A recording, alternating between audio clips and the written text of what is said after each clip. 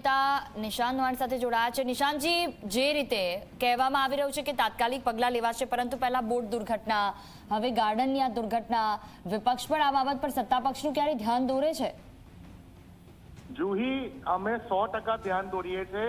અમારા વિરોધ પક્ષના નેતાથી લઈને અમારા તમામ વડોદરા શહેરના કાઉન્સિલર નાની નાની બાબતોને લઈને સ્ટેન્ડિંગમાં અને મેયરશ્રીને જ્યારે આવેદનપત્ર આપતા હોય એને બેદરકનાર કરવામાં આવે છે। કારણ કે વડોદરા મ્યુનિસિપલ કોર્પોરેશનના ચૂંટાયેલા લોકો, અધિકારીઓ, એમને માત્ર પ્રજાના પૈસાની 20-20 લાખ રૂપિયાની ગાડીઓમાં ફરતા આવડે છે, 10-10 લાખ રૂપિયાની વાર્ષિક ચા પીતા આવડે છે, એ તાત્કાલિક ધોરણે થઈ જાય।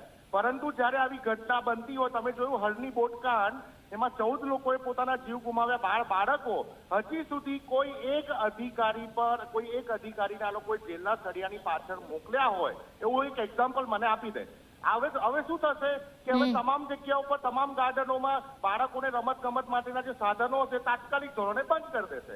એટલે વડોદરા શહેરની હાલત એવી થઈ ગઈ છે, સંસ્કારની નગરી આપણે કહીએ છીએ, કે ક્યારે પણ કોઈ ઘટના બને એટલે તમામ જગ્યાઓ પર બધું બંધ, પણ એવું નહીં વિચારે કે આ સાધનોનું ફિટનેસ સર્ટિફિકેટ આપે અથવા એનો ઓડિટ રિપોર્ટ રજૂ કરે।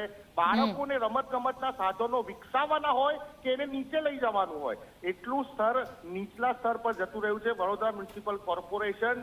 એટલે મને લાગે છે કે આખા ભારત દેશમાં, આખા ગુજરાતમાં સૌથી ખરાબ એડમિનિસ્ટ્રેશનનું ઉત્કૃષ્ટ ઉદાહરણ હશે। તમે જો કે 8મા નંબર ઉપર વડોદરા શહેર સ્વચ્છતાના ધોરણે આવતું હતું, 14મા નંબર પર પહોંચ્યું, પછી 22મા નંબર ઉપર આવી ગયું। ક્યાં જાય છે આટલા બધા પૈસા?